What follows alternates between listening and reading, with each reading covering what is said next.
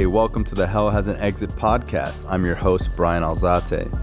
This show is not affiliated with any specific 12-step program.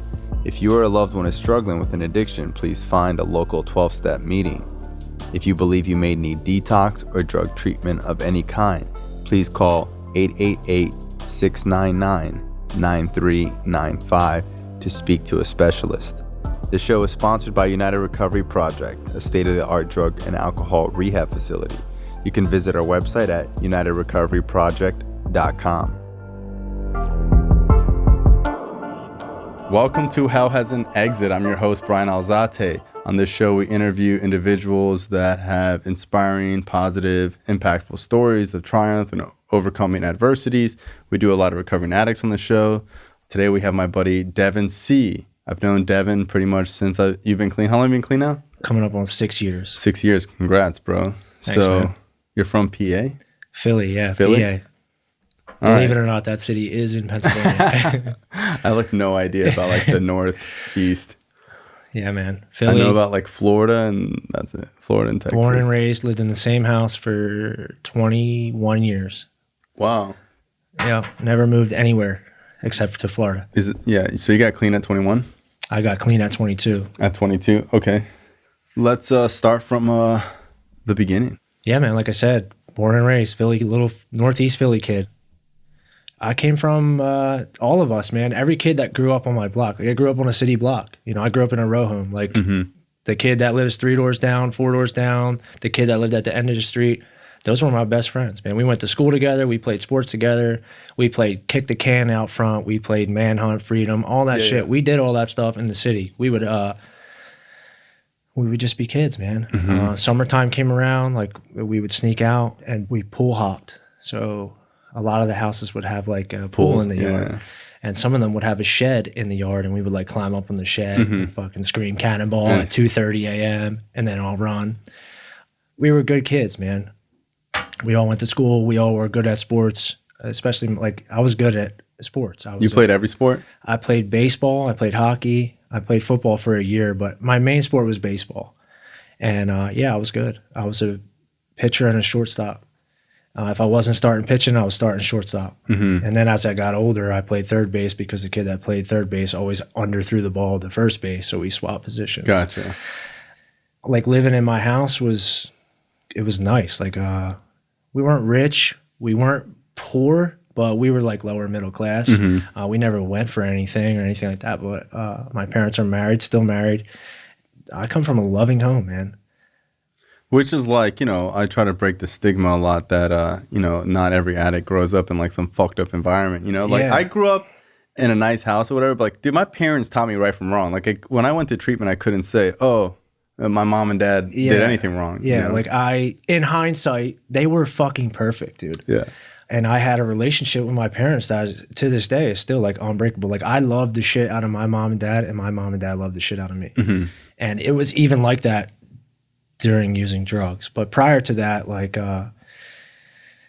it was normal family shit, man. We did vacations. My dad, I have a brother and a sister, both older than me. My dad and my brother and I, we always went fishing, we went hunting, we did shit together. We went camping as a family. We went to wherever. We used to go to a place called King's Dominion as kids.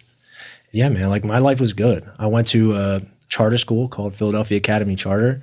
I was a fucking honor roll student until 10th grade. I was an all-star athlete until 10th grade. Mm-hmm. I was a going places until 10th grade. I had no complaints, man. All my friends and I were tight. We all had most of us had good parents. There is a few parents in the mix that later in life you realize are just as fucked up as I was. I've shot heroin with some of my friends' parents, or smoked crack with some of my friends' parents and shit like that. So what happens in 10th grade? Well, it was more about 9th grade is where it started. 8th grade, really. Summer going into my freshman year. It's just regular shit, man. Smoking weed, drinking, keg parties, hanging in the woods. And once we got to freshman year, me and those 2 kids that lived on the same block, we realized everybody's smoking weed. And we would all throw our money together and get a little half ounce of weed, and we would bag that shit up into 0.8 nicks or 1.6 dimes. and we would sell it, and it would turn into an ounce of weed, and an ounce of weed turned into a QP, and a QP turned into a half pound, and a half pound turned into a pound. My buddy Steve, like, he had the house that we could hang at, you know. Yeah. He had this shed in his backyard, and it was like a big ass shed, and there was nothing in it. Mm-hmm. That was like our little smoke spot. And we had, you know, like those patio tables, like outdoor furniture. Yeah. We had one of those in there with 2 full sheets of plywood on it. We would take a whole pound of weed and literally bag the whole pound up into dimes and nicks, and the whole thing would be covered in. We would be like, one person would weigh it, the next person would follow behind and stuff it in the baggies. And we started making like some good money, man. You're a 15-year-old kid, a freshman in high school. Next thing you know, you got like a couple grand, you know, that you just have. You always got the brand new Air Max 95s on. Like, we had like nice shit, and it was more about when you sell weed, you sell to a certain crowd that's not just the high school kids anymore. Like, yeah, I met people outside of high school, like grown ass people that do other drugs other than weed. And I started noticing like people would ask me for other drugs that I had no idea what they were, like Xannies or Perks, or I know you guys call them Roxys, but where we're from, like, they're Perk 30s. Most people call them Itchies, actually. Really? Where I'm from, yeah. Itchies? That's funny. So when you take them, you get itchy. Get itchy, yeah. So I started noticing like people asking for them, and I started like asking my friends, like, yo, what's the deal with these things? And I met a couple people that did them. I met a couple people that sold them. And I remember trying Xannies for the first time. And I was like, yo, this is fucking awesome. It just was like, I just was fucked up. And I liked that feeling of getting fucked up. Bro, I've only done Xanax 3 times, and I got arrested twice on them. And I just like, I've never been a fan of, I would only take Xanax if I was coming down from crack. Those were my favorite, man. That's crazy. I did those. So that's where the trouble began, you know. Xanax. Yeah, like it was probably like summer going into my sophomore year. I was eating Xannies like pretty much. By the time I got to 10th grade, I was eating Xannies every day. Wow. I was selling Xannies, and I was getting a lot of them and selling a lot of them. And I could sell them. By this time, like, I had a lot of like clientele, man. Like, I had a lot of custies. Like, people were buying this shit. I didn't look at it as like, I never went for it. Like, I never like was like stealing shit to get a couple Xans or shit like that. I always had them, and I always had money. So it was like, there was never any issue. Then I started selling the 30s, and I never did those because anytime I would sniff like a quarter of it, I would throw the fuck up. And I'm like, this is whack. You know, you smoke a couple too many cigarettes, and next thing you know, you're puking. That's what I did for a while. And then I got arrested. I got popped. My buddy used to drive this little Dodge Neon. It was an SRT4. It had like the fucking neon lights on it. Bro, that was the car to have. Yeah. The SRT4 Dodge Neon was like, loud as shit. Yeah. It was like, as a kid, like with like, you know, 100 Xannies in your pocket and like a little bit of weed, like you should not be riding around in this vehicle. And I remember getting stopped by the cops, and I got arrested. That was weird, man. He was like going to yell at his little cousin for doing something stupid, and the cop drove by us, and then he made a U-turn, and they pulled up behind us. And I remember sitting in the passenger seat, and I seen one cop get out of the car, the driver of the car, and I was looking in like the driver's rearview mirror, like watching him come up as I'm like stuffing an easy pouch of Xannies into my underwear. And I'm looking directly in the mirror, and then the next thing you know, there's a cop on the other side. He grabbed me by the throat, like threw me back into the car, like into the seat. And I had my hand in my pants, and he's like, what the fuck are you reaching for? It's like a 17-year-old kid. He thought I had a gun or something. Yeah, they don't know. You're not supposed to make any he's sudden like, movements. yeah, he's like freaking out. And I'm like shitting myself. And I got arrested, man. And I got put on probation. And dude, that was like the start of fucking hell, dude, as a kid. And I couldn't stop using. I was, like I said, I was eating Xannies every day. And I didn't really know, like I knew I was addicted to the things, I guess. But I didn't know that it was to the point where I couldn't stop to go take a drug test, like knowing that jail was going to be on the line for me. Yeah, I really battled with I can't stop with I don't want to stop. You know what I mean? Yeah, like it was still like fun and enjoyable to me. Like I genuinely like to get fucked up. And I didn't really have, or I thought I didn't really have consequence. I mean, getting arrested, it's like kind of big pretty, consequence, yeah. But I didn't see it that way. I seen it as like, all right, I knew I was doing wrong and I got fucking caught. And that's the only reason I'm in trouble is because I got caught. Yeah, if he wasn't driving down that Yeah, road. if I wasn't in that fucking car, I'd If I been wasn't, fine. yeah, exactly. You know, nobody would have known. But that's not what happened. And that started like the probation bullshit. And my PO used to live like fucking 3 blocks from me. He had like all the kids in the Northeast Division. Like I had buddies that had the same fucking PO as me. And he would come to my house, man, and he would be like, I need you to come down on this date.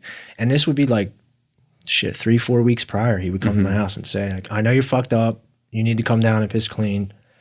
Sometimes I remember like 3 days before, I was like, all right, I'm going to stop. I'm going to stop eating the Xannies. And then I would not eat it for like a day or 2 days. And then the night before, I'd be like, I can't go any longer without eating these things. I'm fucking dying. And Yeah, they come out your system in like 48 hours, right? I don't know. I never fucking stopped long enough to find out, man. So long story short, like instead of going to jail, he did the treatment thing for me. He's like, all right, he didn't even bring me in front of the judge. He was like, you just check yourself in. And that's where I started like learning about addiction, man. I was 16 years old. I'm in a rehab. Every other kid in there is like court ordered, you know, for like failing UAs and shit on probation. I did learn shit about addiction while I was in there. They did bring meetings in and shit like that. Like I did pick up on things, but I didn't really give a shit. Like I just knew that I was here for probation. I didn't want to be there. I didn't want to get clean, but I did know I was addicted to Xanax and I couldn't take Xanax anymore. So when I got out, that's where like the shift from benzos to opiates happened. It was kind of like substitute one for another. Like I knew that Xanax was bad, but I still want to get fucked up. So I started doing the itchies. And it was the same thing. Like you go from a quarter to fucking 10 of the things a day. And it's kind of a small time frame. And the same thing happened. The PO, another treatment center, same shit. That happened twice. And the third time that I went to treatment, I came out, and like the first day I came out, my buddy Charlie picked me up, and he actually died 10 years ago, yesterday. Wow. June 20th was yesterday, right? But he picked me up, and that was the first day I tried heroin. Like I got out of treatment, my buddy picked me up, and we went and did heroin. Like I wasn't ready to get clean, man. I didn't want to get clean. I was a kid. I was like young, naive. Yeah, I was talking to someone the other day, and I was like, you know, he was struggling bad. He's going through a divorce. He lost his job. And I'm like, bro, you should go to treatment. He's like, oh, I already know treatment doesn't work because the last time I went, I was super gung-ho. And the day I got out, I used. And I was like, that doesn't mean that treatment doesn't work. You know, that'd be like you did a 90-day boot camp to like change your body. And then on 91 day, you went and ate pizza. Like that was on you, bro. You know? It was, and that's how, in hindsight, like that's the way I see it, man. It was totally, had nothing to do with any program or PO or any of that bullshit that I'd been through. It was all about me, man. I just didn't want to stop getting high. The consequences weren't great enough yet. And they weren't, man. Like little treatment, little juvenile detention, you know, that was my next step. Was juvenile detention. That's where, after the third one, that's where I went. He brought me in front of the judge the third time. And I went to juvenile detention for, shit, I guess it was like a little over 2 months. I got out on house arrest. I had the fucking thing around my ankle. And I even remember that. Like, I had the thing around my ankle, and my buddies were like dropping shit off at the house. Like, we're sitting in my garage, and I'm fucking doing heroin in my garage. Like, I don't give a shit. I didn't even, and when I was on house arrest, I met my PO once. I never even went down to pee or anything like that. The next time I went down was for court. And on that day, I got out. I got let off. That was like the best day, but the worst day at the same time. My parents were happy as shit that they, because when I originally got arrested, I got 6 months probation. Did your parents know you're doing heroin at this point? No, not heroin, no. They knew I was fucked up. They knew I was on drugs. I mean, shit, I had been to rehab 3 times. They knew I was fucked up.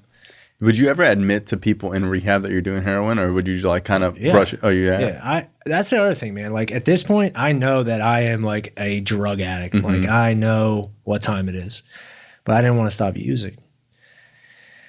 Yeah, I got off of all the legal shit, and I got off the legal shit a full-blown heroin addict. So what did I do? I got high. And I remember the day I got off house arrest was the first day I did IV. My buddy Chris, when he was coming to my house to drop me shit, he would like go in the bathroom, and I didn't really think much of it. And what he was doing was he was shooting dope, but he didn't want to tell me because it was like, dude, if you're an IV user, like you're the bottom of the barrel, you're a dirtbag. It's kind of embarrassing to be doing. Yeah. I remember he picked me up. We went to the block in North Philly, the famous Kensington. We went there, and we parked under 95, and he's like, yo, I've been shooting this shit. And I was like, you're fucking disgusting. And then next thing you know, I had a needle in my arm. And that was it, man. Like that was That was the start of something that I didn't know had that kind of power. How old were you? 17. I was in high school. Mm-hmm. And now by this time, man, like I have been to 3 different high schools. After I went to grade school at PAX, which was the charter school, I went to a place called Archbishop Bryan private school. I went there till 10th grade. Then I went back in 11th grade. I got kicked out in 10th grade, barred up, said some smacked ass shit to a teacher. That was that. I remember when I went to public school, it was like way different, dude. Like a public school in Philly was way different. Like you could walk around with your headphones on and nobody would say shit to you. Like you didn't get in trouble for anything. And when you don't do shit in school, like you just walk around with your fucking headphones on. The next thing you know, like you're failing every class. And I remember like legit, dude, I was an honor student to failing every single class. I was like, fuck this, I'm not even going to school. And I just stopped going. Like I would walk to the bus stop, my parents would leave for work, and then I would walk home. And I did that shit for like 2 months. And then I remember one day I got like fucked up and I walked up to Archbishop Bryan by myself and like asked if I could go back. And they let me come back. And I went back and I think I was there maybe a month before I was out again. And then I went to like some alternative school where you went there for 4 hours a day and answered multiple choice questions on a computer. Mm-hmm. But like that's how high school ended for me. I was like a IV heroin user that went to an alternative school. I was like a complete fuck up. Mm-hmm. And my parents at this time, like they know that I'm doing heroin. You know, like I got like track marks all over my body. I probably weigh like 100 pounds, maybe 120 if I'm lucky. But I wasn't to the point to where like I was like robbing the shit out of them yet. I kind of had like other hustles, but I couldn't sell drugs anymore because I could do them faster than I could sell them at this point. For like the next 4 years, I wreaked havoc. I did what I had to do to get the next one. And midway through that, that's where like it took the toll on my parents. But like I was saying earlier, like they never like shut the door, especially my dad, man. Like my dad, like you've talked about your mom, like the relationship that you have with your mother, like that's kind of like my father plays that role in my life. Anytime I would take something from him, like I would feel like I would like want to cry about it, but I couldn't help it. Anytime he would come home from work, like he would literally come home from work and like scour the house to try to find what was missing that day. Like, all right, he didn't come to work today. And mind you, I worked with my dad for like 6 years. Wow. In high school, like anytime in the summer, I would go to work full time with my dad. And then when I graduated high school, I went to work full time. So when I wouldn't go to work, like he would know, like, all right, he's home. What's he doing? What's he going to take? Because I took everything, man. Extension cords to the scrapyard, fucking guitar. Like we all of us played music. Then we used to have like 9 guitars, maybe 10 guitars at the house. And by the time I left the house, there might have been 2 that didn't even fucking work because I couldn't get any money for them. And just like stupid shit you do using, man. You know what it is. Just like dumb shit that caused a lot of pain, right? And it caused a lot of pain on my family, my brother and my sister too. I remember my brother's like, he's kind of the opposite of me and my dad when it comes to like being in touch with your feelings. He's kind of like one of those brush it under the rug people. And like he just walks away from everything. He doesn't want to deal with none of that shit. And that's what he did. He moved the fuck out. And my sister's like the opposite. She'll like call you out. Like if we're at Christmas dinner, she will say something in front of everybody. You know, she's just that kind of person. She'd be like, "You're high." Yeah, she's that person. My sister's like that too. You know, or like, you know, where are my CDs? And like my grandma's there. You know, she's that. Yeah, and just the years went on, dude. And the shit I did was worse and worse. And then I was like ready to get clean. I got the ultimatum, like get the fuck out of my house or go to treatment. And there had been like ultimatums before, like, all right, get out. And then like 2 weeks later, I'd be back at the house, you know, mainly because of my dad was like enabling. Yeah, he would give in, man. He would give in. He couldn't. The curiosity of what I was doing not at the house would fucking kill him. Yeah, and that's the thing with parents. Like, I'm not a parent, but like a lot of times I tell people, like, bro, kick that dude out of the house. Like, what are you doing? He's not a little kid anymore. He needs to fucking go. Yeah. And a parent is like, God knows what would happen if he wasn't.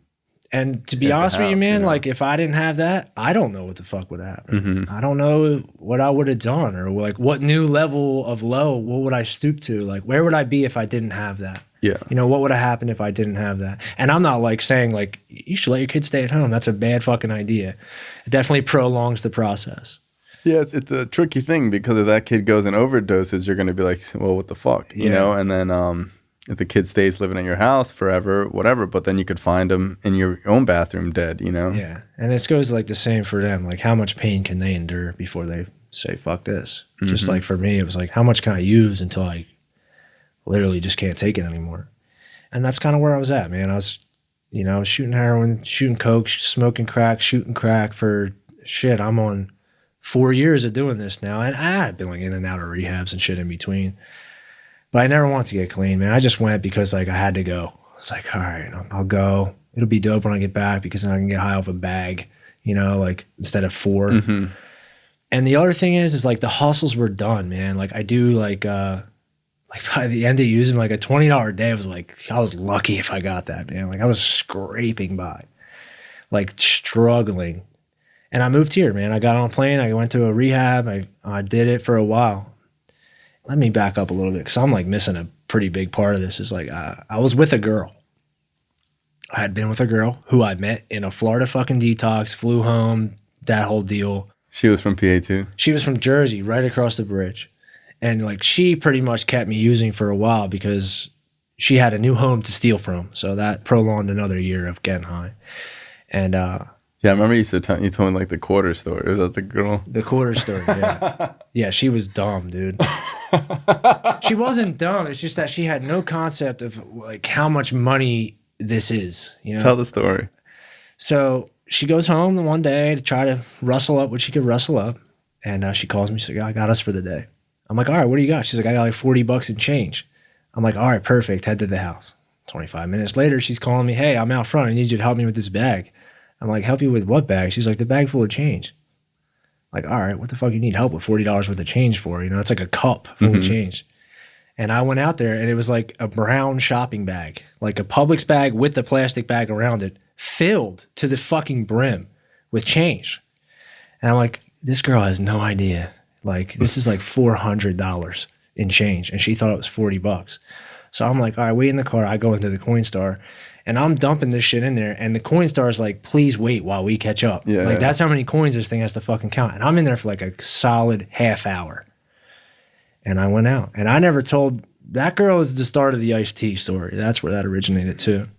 I know you like the iced tea story, so I'll tell that. That started with her, man. And she didn't show me how to do it. I actually got her with it.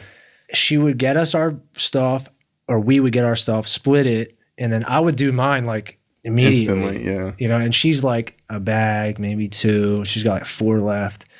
And then one day I was like, fuck this, dude. I'm getting her. And she went out to smoke and I ran upstairs. I crushed the iced tea mix and I mixed a little bit of flour into it to like lighten it up. And I put that shit, I dumped her wax bags out into mine and I put iced tea mix and flour mixture into hers and I slipped that shit back in her purse before she could even smoke a cigarette. Wait, did you give her any heroin at all? Hell no. It was just straight iced tea mix, yeah. That's crazy. And then she's like mixing it up and she's like, this stuff isn't right. And I'm like, I don't know. Got me high. Yeah, mine was fine. And that's what I used to do, like regularly. Horrible. Yeah. And then when I realized like how good iced tea mix looks in a blue wax bag, when people call me, I would just, yeah, I got you. And that's what I would sell them. It'd be like, people don't fucking know that. I don't give a shit if they know that it's fake, you know? It's got me my $40. Yeah, I did shit like that, dude. Stupid shit like that. And then she got in a car accident and she got the same treatment, like, you need to go. And now she's not around, so I don't really have anybody take care of me. And all my hustles have been run dry for a while. You can only do so much. Like, you can only rob so many people or steal from so many Home Depots or whatever the fucking case is. I was like ready to get clean, or at least I thought I was. I came to Florida and went to rehab, and I did it for like a little while, man. I stayed clean for like 9-10 months. And I met a lot of people down here that I know today in that first little stint of recovery. And I got high again. Same story you hear all the time. Got involved in other shit, dedicated my time to like work and other bullshit that kind of distracted me from the main goal. And I used. Another shitty situation, you know, like I remember I came home from work. It was probably like 3 o'clock in the morning. I worked at a theater building sets for plays. It's a cool gig. But like sometimes if there was a play the next day, like you would have to get the set done regardless, like whatever time you got to stay till to make it happen. And me and this kid Kyle, who I'm still really good friends with today, that's the kid I go see out in Utah. That's why I always go to Utah, because he's out there. we worked together. And then one day I came home, it was like 3:00 in the morning, and I had this roommate. His name was Jeff. And I had, like I said, I had like 9 or 10 months clean. I'm doing really well, man. Life is fucking good. I got a job. I got money. I got a scooter. I live in a halfway house. I got shit to eat. I got money. I got a bank account. I got all this shit. I came home and he was like, yo, I got high today, or I got high yesterday, or something like that. And I like 12-stepped him a little bit, you know, whatever. And then he was like, I got high today. And I 12-stepped him a little bit more. And then he was like, I'm about to get high right now. And I was like, well, you probably shouldn't do that. And then he was like, but I got it here. And he had a 10-pack of rigs, like an eighth of powder, and like 10 Dilaudits. I never knew like really what Dilaudit was. That wasn't my thing. I went from itchies to heroin. Dilaudits weren't really like big around where I'm at. And he goes, I don't really fuck with coke, man. You could have this. And I'm like, what the it's like an eighth of powder like for free. And like, I love to shoot coke. I mean, and that was it, man. Next thing I knew, I was in the bathroom in my underwear, sweating, puking for like the next couple hours. I remember shooting a Dilaudit, and then I remember laying in bed like fucked up, dude, like super fucked up, but I couldn't nod out because I knew what I had just done. Like I knew I was about to restart the cycle. Like that's how I was aware of what addiction was at this point. And I was aware that like one is too many. Like I was aware that like, fuck, dude. Like I knew that I was going to wake up tomorrow and have to do this again. And that like kept me from enjoying my high. Like I couldn't even fall asleep because I knew like, although I was feeling good, I was feeling shitty at the same time. And that's what the fuck happened. Like that was in, I don't know, June, I think. Sometime around June, maybe even July. And I didn't get clean until October. So the end of October, I got clean. And I did that stint for a little bit. In Florida, I didn't have anywhere to go. I didn't have like any hustle. I didn't have my parents' house. So I lived on the street. The place that I slept most was out front of Winn-Dixie at Federal and Sample. There was like a nice sidewalk in front of where they put the shopping carts back. And it was like undercover, and that's where I stayed. That was my spot. Like I said, in the previous clean time, like I had met some people. So again, same thing, can only endure so much before you're ready to make a change. And this time I think I was like really ready, you know? Like I didn't want to use anymore, man. I'm not like a person that likes to live on the street. That's not my gig. I'm not cut out for that shit. Especially in Florida. Dude, it sucked. It was a horrible experience. I wouldn't recommend it to anybody. So I got clean, man. I called somebody. I ended up in a halfway house again, and I got clean. And I met a shit ton of people in getting clean. Like looking back on like where I was to how life is like now, it's like sometimes I can't even fathom the shit that I used to do, like using. Like I can't, it's crazy like how powerful addiction is, like what it'll turn a person into. You know, you don't like go from honor roll student to sleeping out front of Winn-Dixie, you know, just because. Yeah, man, like my life started to change. And other people's lives started to change too. Like that's another thing that's been cool, like a cool experience for me in recovery. Like all that pain and all that bullshit that we cause to others, like they have a process too. Like they have a journey too. Like they heal as well. And I've noticed that like with my immediate family, like my brother, my sister, my mom, and my dad. I remember when I had a year clean, my parents came down, you know, celebrate and all that. They celebrate recovery with us, man. It's cool. I remember like going to a meeting and getting, you know, celebrating with other recovering addicts. And afterwards we went to an escape room, like me and a couple people and my parents. And we were bullshitting out front afterwards. And there was a pawn shop next door. And we're all out there smoking cigarettes. And my dad, he's like a pretty funny dude. And he's like, there's a pawn shop next door. And he's like peeking in the window, you know, like looking through. And he turns around and he goes, hey, Dev, I wonder if any of my shit's in there. And he didn't say that with like hostility or bitterness or anything like that. He said it lightly. Like, you know how like we like joke about smoking crack? Like he was making light of a situation that is no longer the reality of his life, which was cool to see, man. And so much other cool shit has happened with my family since then, you know? Like I had a fucking kid when I got clean. My kid's almost 3 years old. First grandchild to my parents, which, you know, like they love that. You know, like you said earlier, like you don't have kids. Like I don't even want to think about what it would be like if my kid did the shit that I did. Like I don't know what I would do. Yeah. Because like that's a love that I've never known, man. Like the feelings that I feel towards that child is like sometimes I just look at him and I want to cry. Like just by looking at him, like his blue eyes, his blonde hair, it's like, how the fuck does this thing love me the way it does? And how the fuck do I love this thing the way I do? Like I would do anything for that kid. And if he was like doing the shit that I was doing, like I don't know what I would do to like combat that. I don't know if I would let him stay. I don't know if I would tell him to leave. I don't know. I don't even want to think about that. Mm-hmm. When I got clean, I didn't think that that anything could happen. I thought I would just be like live like an average life at best if I could. Like even living an average life, I felt as though like wasn't in the cards for me. You know, like I used to dream about like having a job with a bank account and like maybe get like keys to something that I own. Yeah. Like I used to go to the gym and like dream about like one day I'm gonna have like gym clothes, like tons of gym clothes, you know?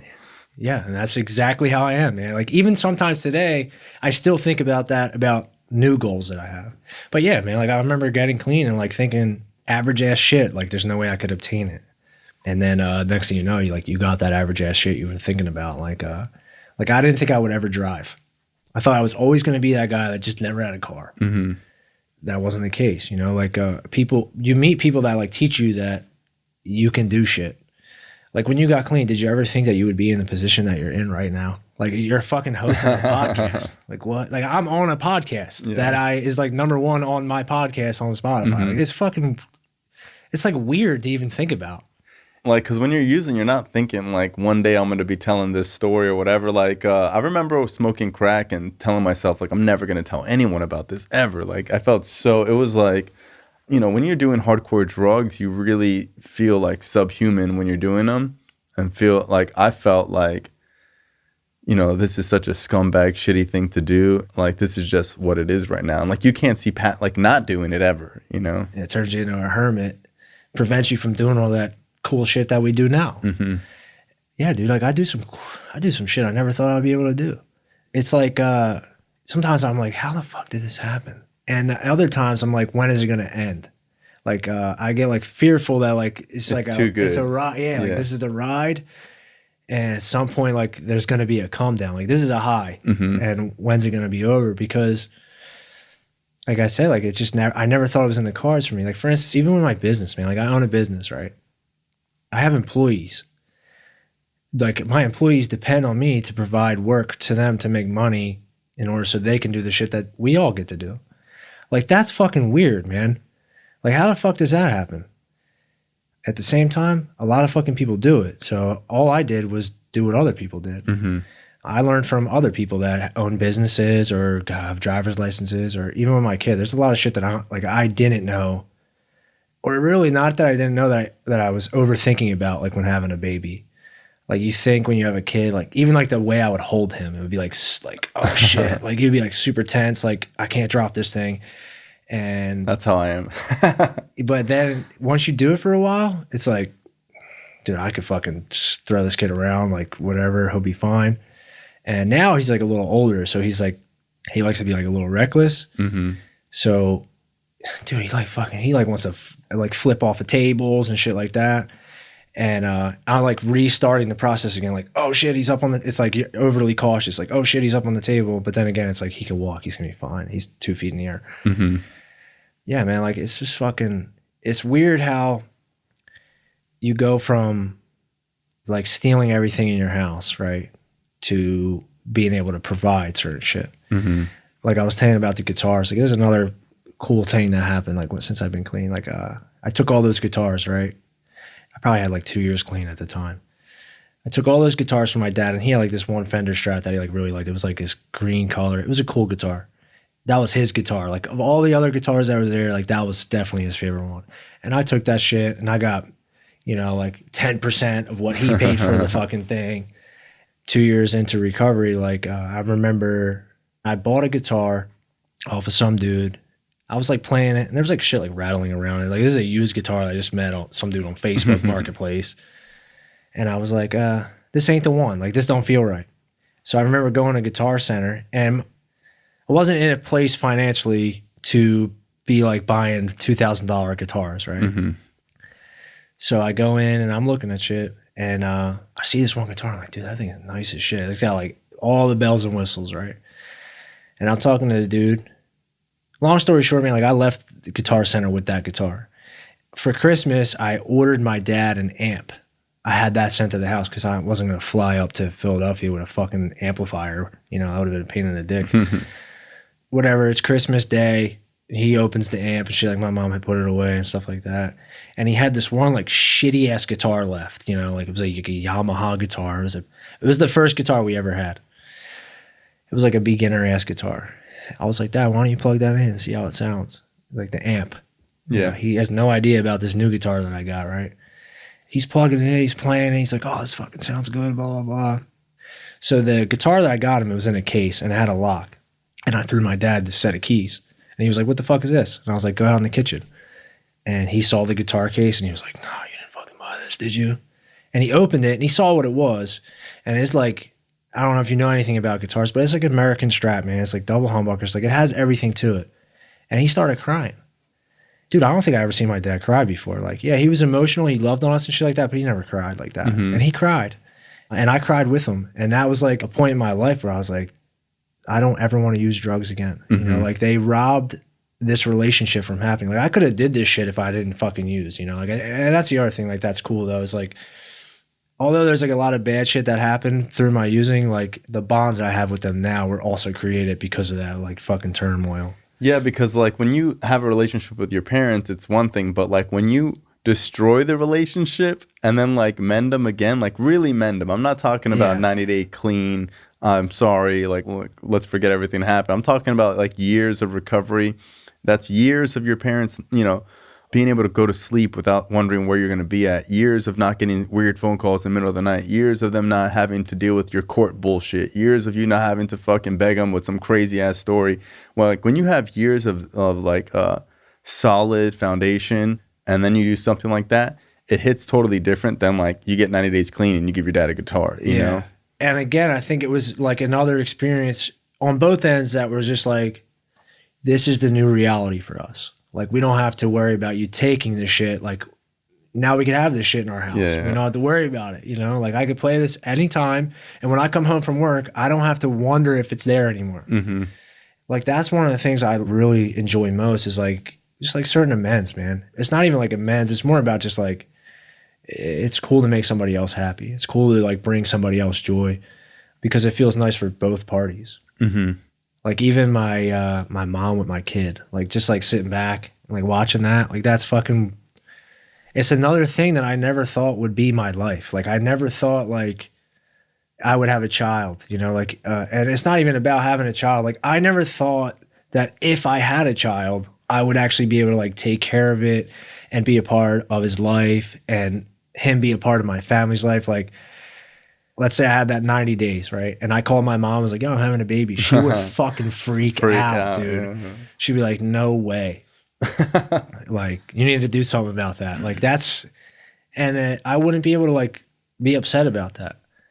Like, my kid's 3, right? So my kid has had 3 years. He's not 3, but he's about 3. He'd be 3 in August. So there's been, like, 3 years of, like, a relationship development, you know, like between me and my child and my kid and my parents. So like 3 years has gone by.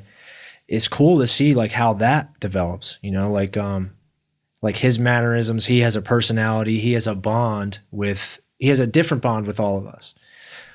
Even with my dad, like I feel like he latched to my dad the same way I do. Mm-hmm. Like when I FaceTime my mom, like my mom will answer and the first thing he says is, where's Pop-Up? You know, like that's fucking cool. Yeah. And it's interesting how, like, growing up, what I thought was cool. Like, I thought, like, being a drug dealer was cool. I thought, like, fucking... Like, I remember when I started getting arrested, I was like, yeah, like, I have charges now. You know, like, I used to, like... Yeah, I'm a gangster. Like, think I was tough because I had a fucking petty theft charge, you know? So, like, you know, I've matured just like you've matured. And the thing with using is that you don't ever mature. You know, there are people that are 40 years old still shooting heroin. And, you know, they think it's like, they might not think it's cool now because they're older, but, you know, this is kind of their life and they don't dream about relationships with their parents because that just seems unattainable, you know?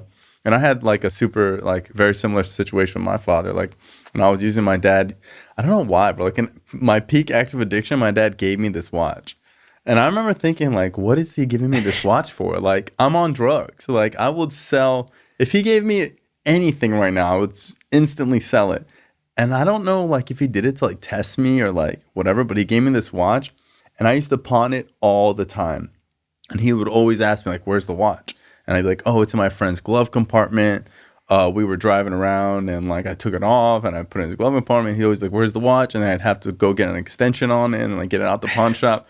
And I probably pawned this watch like 40 times. And I remember it was the same pawn shop. The guy would only give me $80 and then it was $100 to get it out of the pawn shop.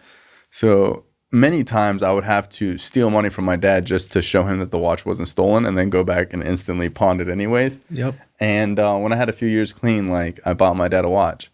And it felt cool for him to be like, you know, you didn't have to do that. And he might not know that I'm making an amends for that. But for me, like, it's cool to see him wearing something that I got him. It's funny that you say, like you were almost like implying, like, what is this guy, a fucking idiot? He's going to give me a watch. And that's how I used to think, like, with almost any item that was of value. Like, if my mom left money in her purse, it was like, dude, you're dumb. Why would you even think that that's okay? Like, you know I'm going to take it. Yeah. Like, that's the mentality I had. Like, oh, you didn't lock the Christmas lights up? Well, I'm fucking taking them, you know? Like, with anything that was laying around the house. Like, if you didn't secure it, it was your fault.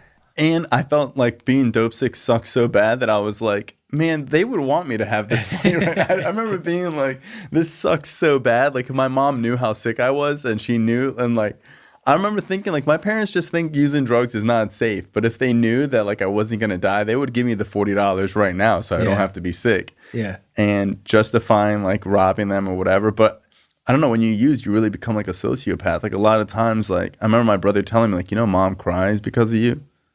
And I remember just being like, well, it's not my fault. She's crying, you know?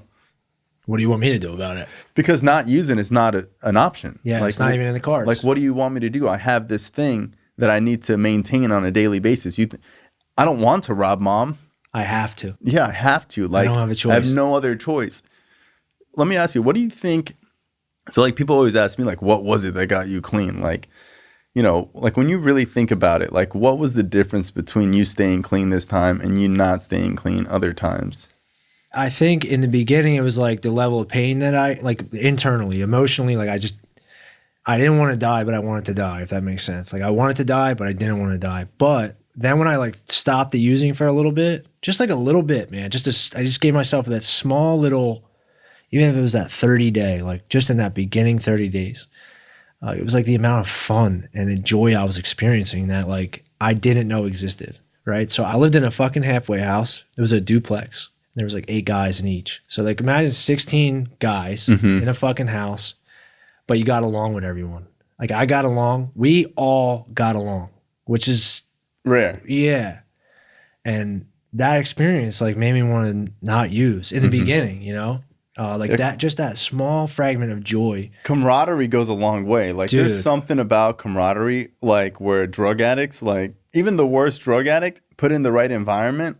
You know, when they say, like, one bad apple spoils the bunch, like, yeah, that's with apples. But, like, with humans, I've seen it the opposite, where you could take a really fucked up kid and put him in an environment with, like, some really good kids. Because I helped my friend get clean, and I remember his mom was like, what do I do? And I was like, put him in a halfway house. They were, like, really codependent. She's like, a halfway house? Yeah, I think it's like some prison term. Yeah, she's like, my son is not going to live in a halfway house. I was like, it'll be fine. He'll meet guys his age. And she was like, no, I know my son. He's weak. He's going to succumb to the bad influences there. And I was like, he's an adult right now. I'm like, this is the best environment for him. And she was like, it's going to be dirty. I don't think he needs to be there. And I was like, trust me, like, he needs to be around, like, other guys that are going through the same thing. And whether he goes to the people that are doing the wrong thing or to the people that are doing the right thing, it's going to be up to him. But eventually he needs to live life. You can't, like, keep him in this little bubble and think that you're going to watch him all day and you're going to be an IOP therapist and you're going to be a probation officer and you're going to drug test them at home, because, like, that's what parents do. They're like, oh, I'll drug test him. Like, when I see parents drug testing their, like, 25-year-old kid, I was like, and then normally we know how to weed around that. Yeah, and most of the time we're putting orange juice in the cup, we're drinking detox tea, we're doing all this sorts of shit. Or we just don't show the fuck up. Yeah, exactly. And come up with some story or whatever, you know? And in our house, like, it's pretty much what you were saying, man. Like, if the bad apple moved in, he weeded himself out because everybody that was there was about their recovery. Yeah. Yeah. Patrick was there. Yeah. Tim was there. A lot of people that were there are dead. But even the ones that passed, man, like in their time in that house while I was there, like were some of the best times of my life, man. Like, and that made me want to stay clean because I've been experiencing shit like that since I got clean. And in the beginning, like I didn't have shit, dude. I had nothing. But I had the camaraderie. And it was like you come home and bullshit and you laugh your ass off until 2 a.m. Like pranking each other, whatever. Yeah. You know, you're like meeting girls and all that shit that none of this shit I do when I'm getting home. You forget about. It's complete opposite. And that's what made me stay. And those guys they wanted to stay clean, man. I remember like getting clean or thinking about getting clean and being like, dude, if I get clean, my life is going to be so lame. Like I'm just going to be like some fucking square that fucking goes to work and like. That's because you thought getting arrested and being a drug dealer was cool. Yeah, exactly.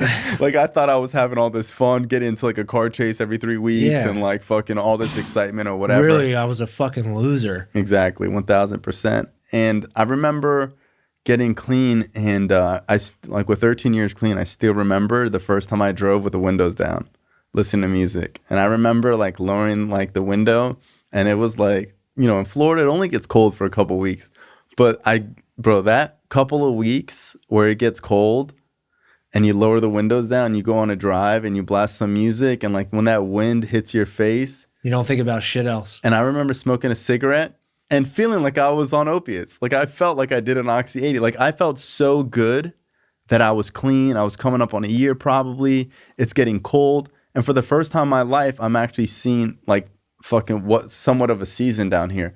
And I remember seeing Christmas lights and like the Christmas spirit. Even like in Florida, there's somewhat of a Christmas spirit. People building snowmen, you know? Fucking palm trees all wrapped up. And it's cool. And I remember being on like using and not even knowing what fucking month it was. Yep. You know, every day is the same. I remember going to the pawn shop and being like, what the fuck? How are they closed? It's Monday. And being so pissed off. So I drove to another pawn shop. They were closed too. And I remember being like, what the fuck? And I remember going to another one. They were closed too. And I remember I was outside this one pawn shop and this guy was like looking at me. And he could tell I was just like on it. And he was like, bro, what's up with you? And I was like, why is everything closed? And he was like, it's Mother's Day. And I remember just being like, sick. Now I got to go to CVS and steal a car. Fucking piece of shit moms. Yeah, exactly. In the beginning, you know, that's what it was. And then when you experience shit that's like even a greater high, like, why would I want to go back to using? You know, like when you stick around and in the beginning you have nothing, but you have something, you know, you have like your friends and shit like that. And then you get to experience other gifts. You know, like simple shit. For me, it was in the beginning, it was a very... what from the outside looking in was like almost minute, like getting driver's license and shit like that, getting a job, opening a bank account, then starting to like establish credit, like shit that I had no knowledge of. Yeah, you start to see that like in the beginning, like if you like are drawing a painting, like one little swivel, you're like, what the fuck is that? Two little swivels, you're like, all right, whatever. You like throw some paint on it, you're like, all right, like that's nothing. But then after you keep going at it, you can start to see the image, and then you're like, once you start to see the image, you're like, oh shit, if I keep doing this, it's going to turn into a fucking picture. Yeah. And at first, it just seems like it's nothing, you know? And then that's been my experience. Like you know, it's weird, man. Like when I first got clean, like if I saw somebody with the amount of clean time that I have or you have, it was impossible. That can't happen for me. But then you stay clean. Like I've been clean almost 6 years. It don't feel like that long has gone by. Doesn't feel like, holy shit. 6 fucking years have gone by. Yeah. It doesn't feel like 6 years ago I was in a halfway house. It doesn't feel like it was that long ago. Yeah. So it goes by quickly. It goes by quickly, and it's still not like that long in comparison to like how fast we fuck our lives up. Like we could fuck our whole lives up in a weekend, you know?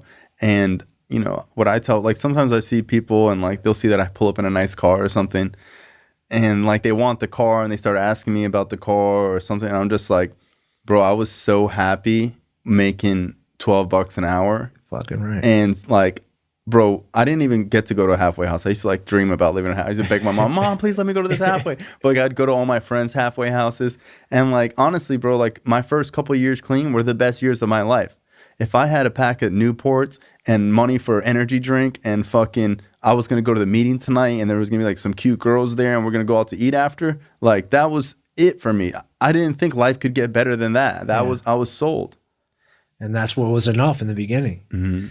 And then, I mean, dude, sometimes that's all it takes, like to get another day too, is like, You know, I could be having like a shitty ass day, man, or some bullshit could happen, or somebody could die, or whatever. Like some shit that like doesn't make you feel great about life, you know?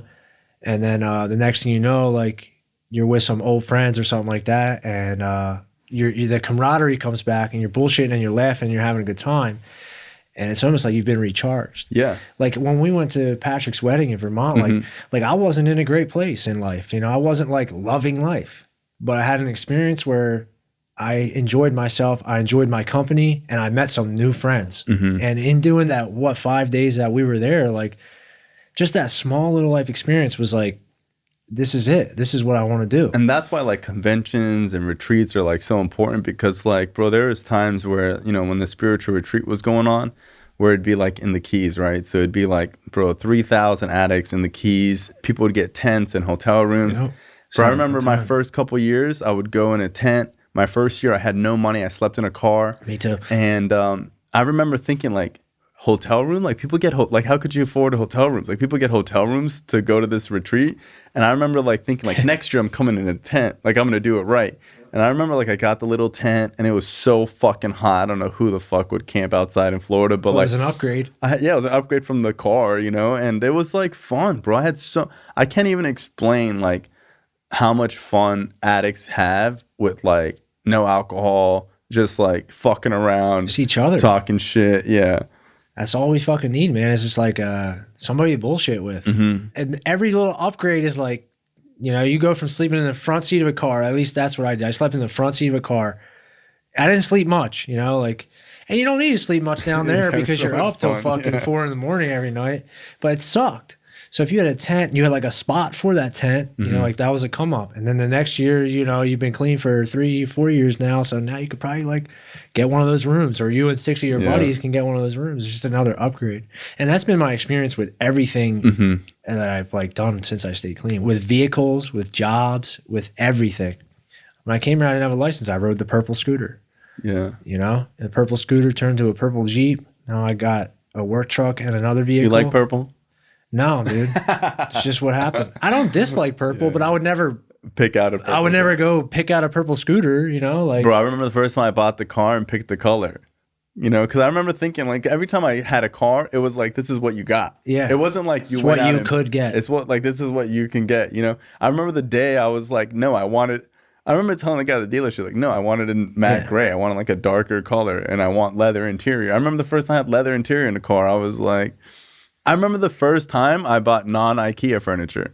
You know, I remember the first time buying furniture, like, obviously you're going to go to IKEA. It's like the cheapest furniture. It's like $200 for a bedroom. So I remember the first time I went to like a furniture store and bought furniture. I remember thinking like, it was going to be so hard. Most furniture stores will finance you with $0 down. And I remember thinking like, God, I made this seem like such an impossible task. That's what I did with that guitar. Like, this would never happen, you know?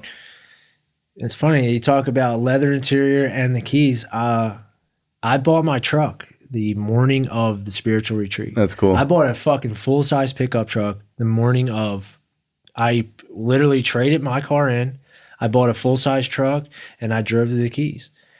Dude, that was a cool experience. You know, the first time I went to a spiritual retreat, I remember like, I was like, I don't know anybody, but I'm going to go. And I remember I went with this kid.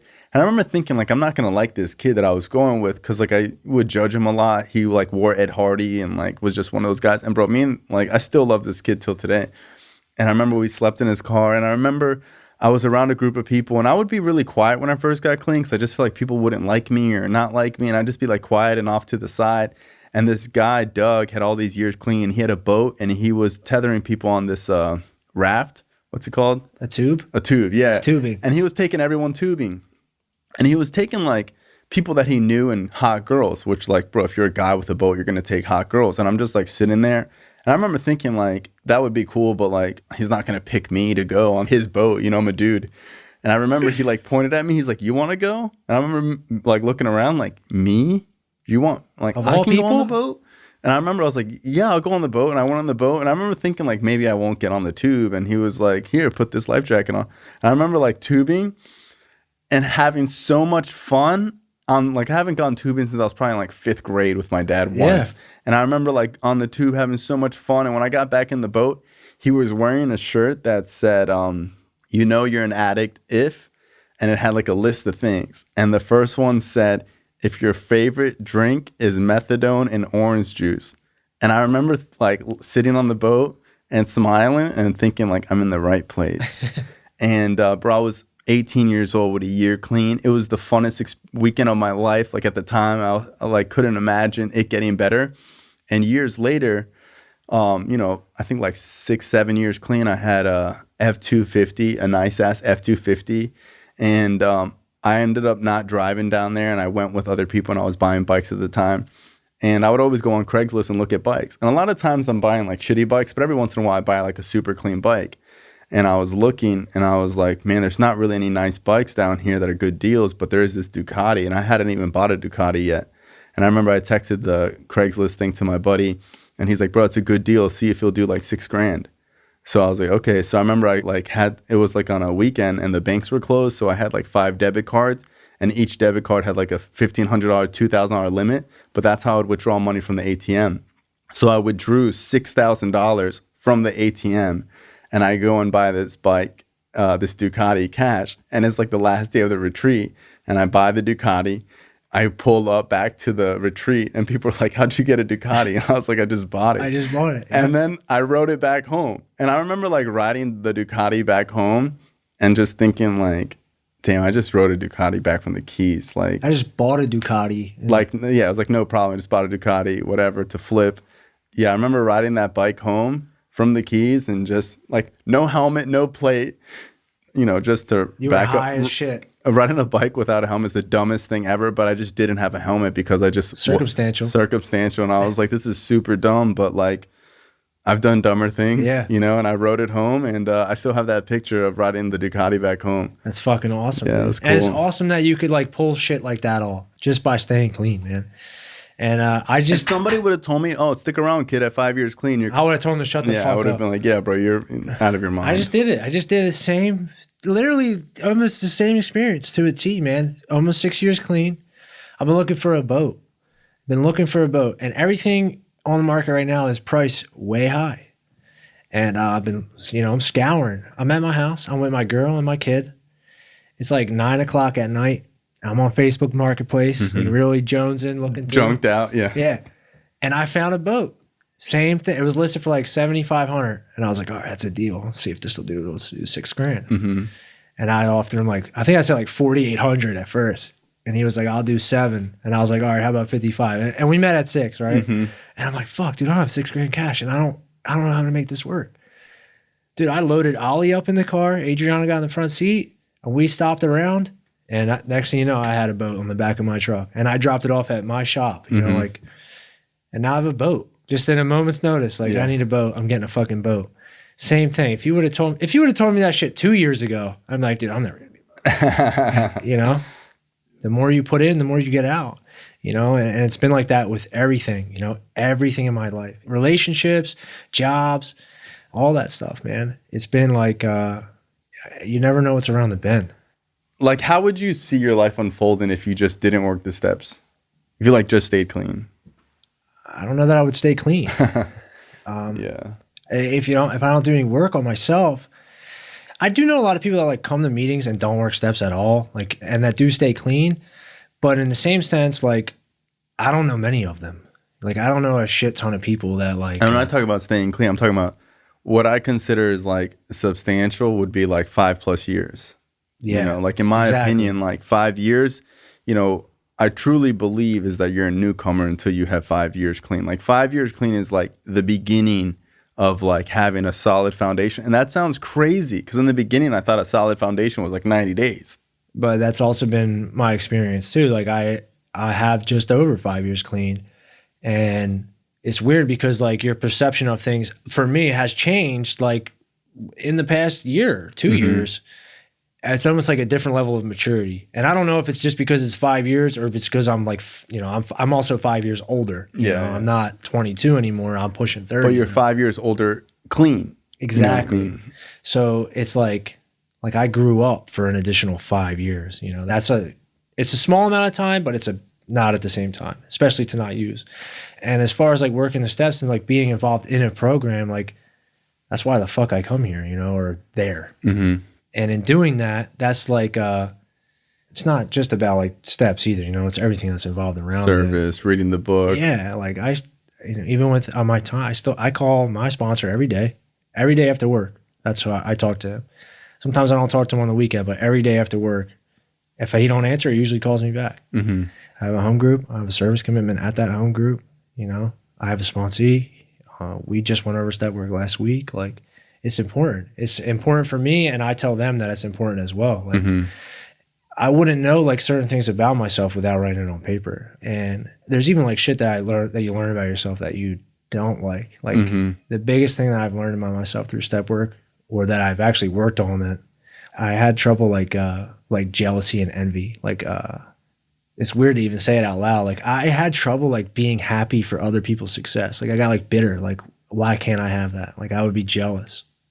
And like prior to doing step work, if someone would say, "Do you struggle with jealousy?" You'd be like, Nah. What are you talking about?" Yeah, and then you like really take a look at yourself. You're like, wow, I'm like not happy that this dude, like one of my friends, is doing well. Like, I'm not happy for them, and it like bugged me. Like, why am I feeling this way?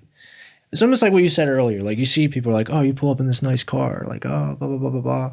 But in the same sense, like the dude that asks you that, like, don't do shit to earn that car. Yeah, you know what I mean. And that's kind of like where I was at. Like, oh, well, this dude has this, this, and this.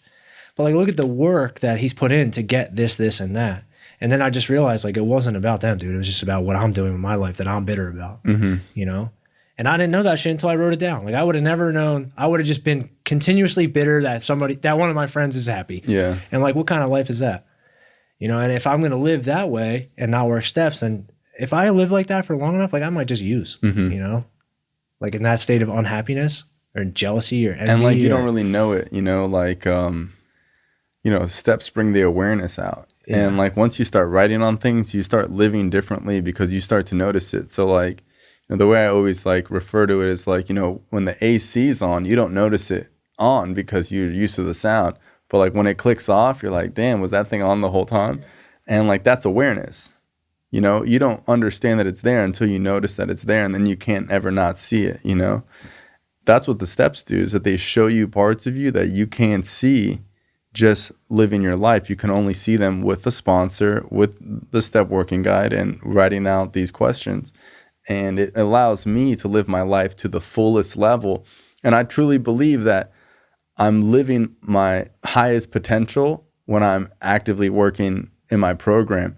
And not that I can't stay clean, not that I can't be successful, not that whatever, but I'm not living in that state where I feel like I'm in the groove of things. I'm kind of just like going through life. Your quality of life is at its highest. And I've noticed that for my own self too, because I don't like, lately I have been, but there's also been times like when I was mentioning earlier, like when we were in Vermont, I wasn't like in a great pace. Like it was just because I wasn't doing anything. I wasn't active in my program. Because of that, like my quality of life wasn't to its full potential. And it's weird how like quickly that shifts when you just do like a little bit of work. Yeah, it's not like a lot. We're talking about like 20 minutes a day of like writing. And this is like very simple shit. It's all stuff that I already know or have the answers to, just like am unaware until like some dumbass question is put in front of my face. And you're like, oh yeah, I know the answer to that. I've been doing this for 28 years now. Doing step work with sponsees is also something that you can't explain. Like, you know, when you work the steps, you don't think about doing them with someone else when you're the sponsor. And like, I've had experiences with sponsees at my house where I'm watching somebody go from like step 1 to step 6. And I'm thinking about like the person I met like a year ago and how fucked up they were and fucking out of their mind.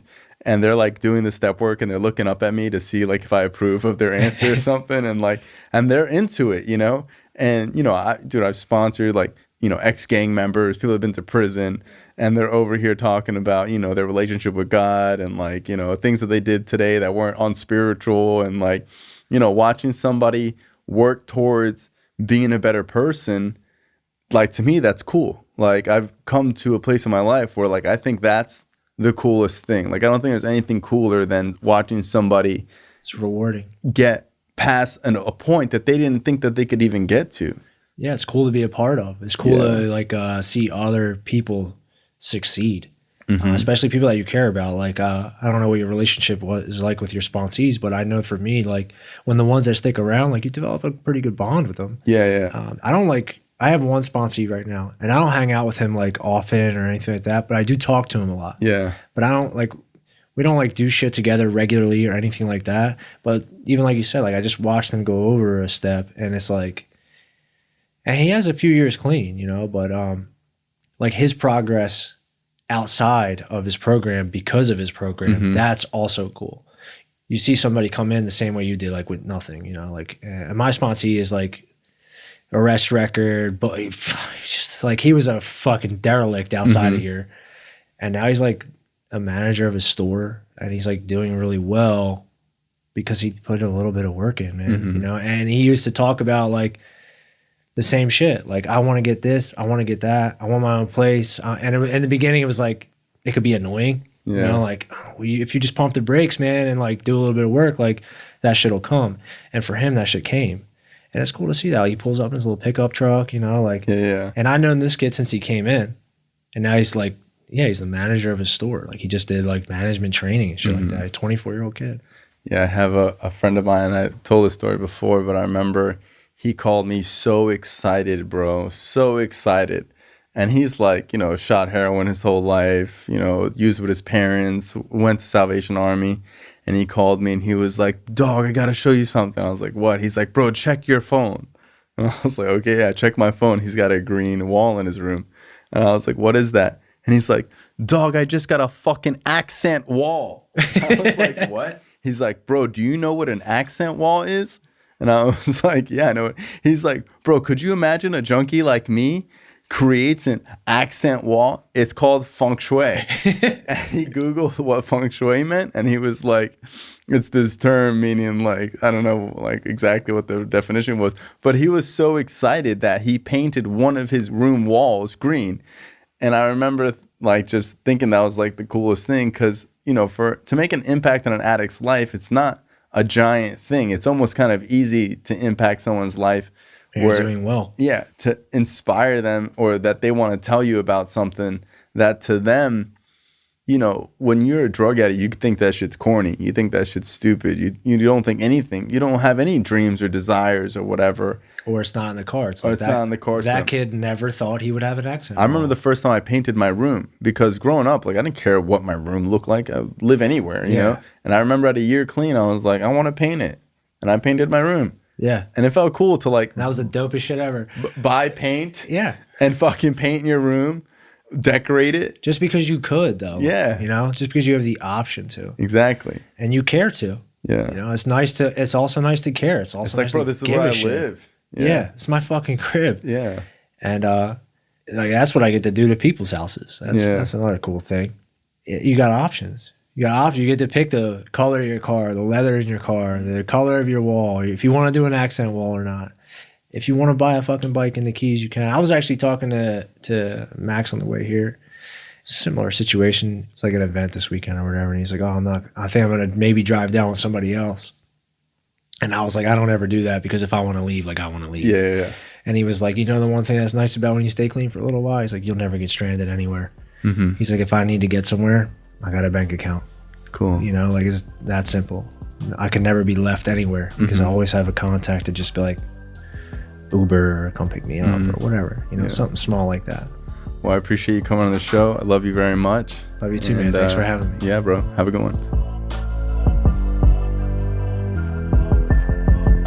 This show is not affiliated with any specific 12-step program.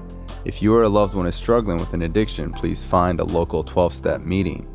If you believe you may need detox or drug treatment of any kind, please call 888-699-9395 to speak to a specialist. This show is sponsored by United Recovery Project, a state-of-the-art drug and alcohol rehab facility. You can visit our website at unitedrecoveryproject.com.